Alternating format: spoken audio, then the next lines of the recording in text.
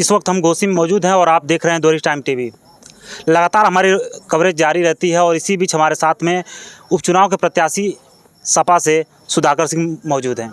आइए इनसे बात करते हैं, जानते हैं कि इस उपचुनाव में जिस तरीके से लगातार अलग अलग जगहों से कवरेज हमारी जारी रहती है, इनको किस तरीके से जनता का समर्थन मिल रहा है और आखिरी छोर में जिस तरीके चुनाव पहुंचा है, ये क्या कहना चाहेंगे। तो चुनाव आखिरी छोर में आ गया है लगभग देखा जाए और जनता कहीं ना कहीं मूड बना चुकी है। अलग अलग जगहों पे आप जा रहे हैं, क्या लग रहा है?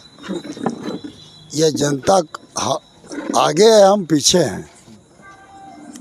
सारी जनता ही चुनाव लड़ रही है और हम पीछे केवल खड़े हैं। इस बार बाहरी भगाओ घोसी बचाओ का नारा पूरी जनता ने दे दिया है। तो इसमें चुनाव कहाँ बाकी है, क्या होने वाला है आप नहीं जानते हैं। लगातार देखा जाए तो भाजपा की तरफ से दिग्गज मंत्री उतर रहे हैं और 2 तारीख को सीएम का भी आगमन होने वाला है। कहा जा रहा है कि उनके आने से पूरा माहौल बदल जाएगा। ये डिप्टी सीएम जो खुद अपने चुनाव नहीं जीत पाए, वो जिसको दूसरे को कहाँ से जिता देंगे।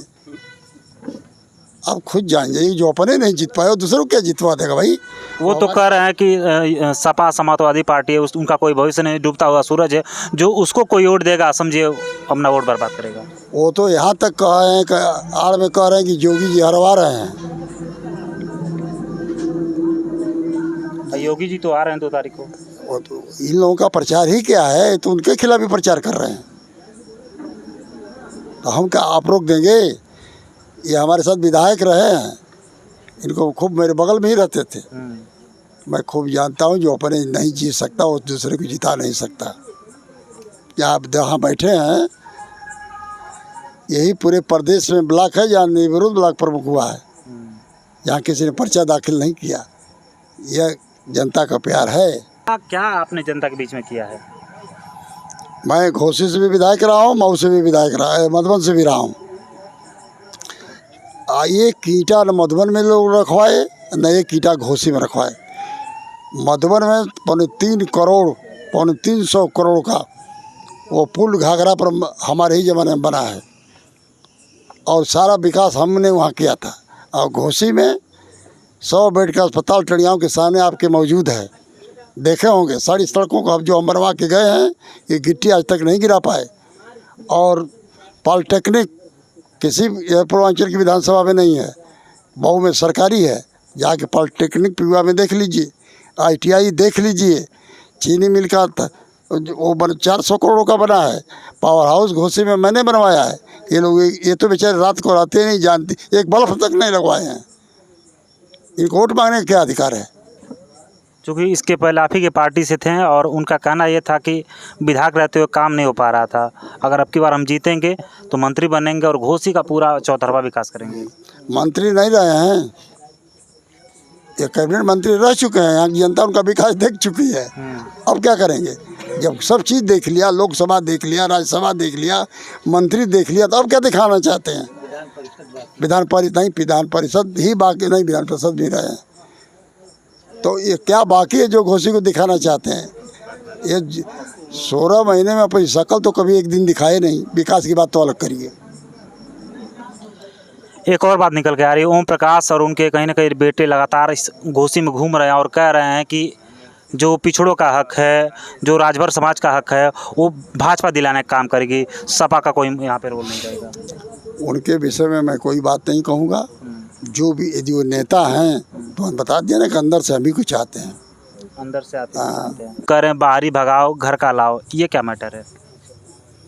जब 16 महीना ये विधायक रहे हैं और एक दिन घोसी में उनका जनता ने पैर नहीं देखा और 15-20 बरस से घोसी पर सब बाहरी लोग रहते हैं, आते हैं, चुनाव जीत के भाग जाते हैं।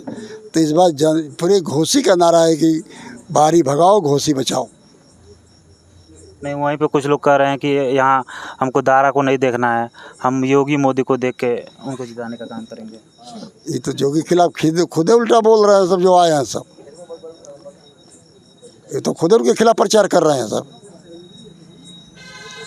दारा के तो बता दिया ये कई बार ना कि भारत की कोई पार्टी नहीं बची जिस दल में नहीं रहे हैं। हम लोग तो 1975 में इमरजेंसी आपातकाल को हमने झेला है और तब से आज तक कभी चौखट नहीं लगा हूँ। एक ही पार्टी, एक ही दल, और पीढ़ी दर पीढ़ी नेता जो रहे हुए हैं वही उनके साथ रहा हूँ और रहूँगा।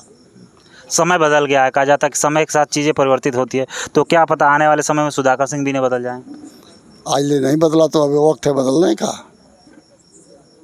आज तक नहीं बदला 42 वर्ष में, तो अब बदल देगा कोई हमको। तो यानी ये माना जाए कि अगर आप विधायक चुन के आते हैं तो जनता की समस्याओं को निदान यहीं से होगा। पूरा जिला भर का नाम रहते हुए भी करता हूँ तो हो जाऊँगा तो और ताकत मिल जाएगी। तो और ताकत से जब मिल जाएगी तो और बलपूर्वक उनकी सेवा करूँगा। भर ताकत को दिन भर करता ही हूँ बैठ करके। कहीं ना कहीं सत्ता पक्ष का कहना है कि अगर वो विधायक बनते हैं तो कोई विकास में काम नहीं पाएगा क्योंकि उनकी सरकार नहीं है। यही विधायक बन जाएंगे तो इनकी सांसदी आपने देखा है या इनकी विधायकी आपने देखा है। मधुबन से हिम्मत नहीं है कि जाके पर्चा दाखिल कर रहे हैं। इनकी वहाँ की विधायकी आपने देखा है, मैदान छोड़ के भाग चले, अभी यहाँ आए विकास कर रहे हैं। मधुबन का विकास कर चुके हैं, जैसे मधुबन का किया उसी तरह घोसी का भी तो करेंगे। 16 महीने में क्या किया उन्होंने? एक ईंटा रखवाया कहीं और फिर दल बदल के दूसरे पार्टी में चले गए। वैसे आदमी क्या बात करते हैं जो जिसको जनता ने नकार दिया। उसी में उनकी पूरी ज़िंदगी रहती थी। और वो बंटवारा जब देश का हुआ तो वो रोते हुए यहाँ से गए। अब उनका परिवार दिल्ली में रह गया, जो खान मार्केट दिल्ली के अंदर है उन्हीं के नाम पर है। तो महात्मा सरहदी गांधी बहुत बड़े लीडर थे, ना किसी पद पर नहीं थे, एमपी नहीं थे, मिनिस्टर पाकिस्तान में उनके बेटे तो हुए लेकिन वो कभी जो है मिनिस्टर नहीं हुए, ना वो उसके पास गए। जब उनका इंतकाल हुआ, डेथ हुई, तो ये हुआ कि अफ़गानिस्तान कहे कि यहाँ दफन होंगे, पाकिस्तान कहे कि यहाँ दफन हो गए, इंडिया भारत से ये हुआ कि हम लोग यहाँ लाएंगे। ये इस तरह की शख्सियत थे। तो वो ऐसे लोगों की भी राजनीति जो है किसी पद पर न होते हुए भी बनी रही।